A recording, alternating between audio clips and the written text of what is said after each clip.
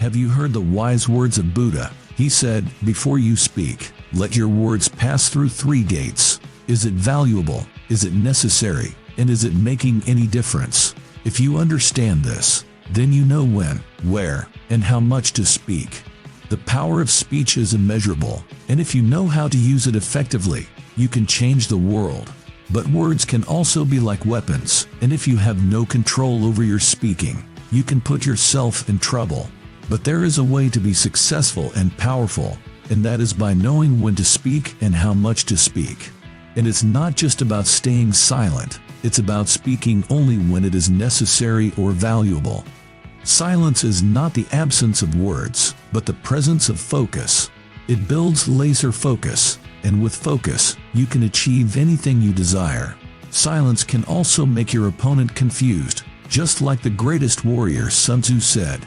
He defeated thousands of his enemies with his power of silence. When you stay silent, it makes your enemies perplexed and they start thinking about you and your plan.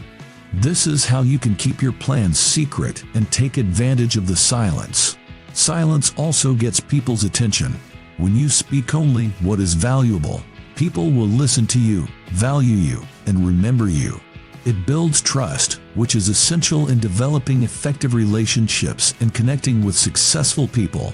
And when it comes to negotiating, silence can be your greatest weapon.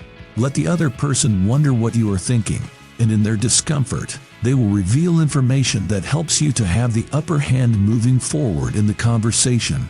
Finally, silence builds strength. We are afraid of silence because we equate it with insignificance.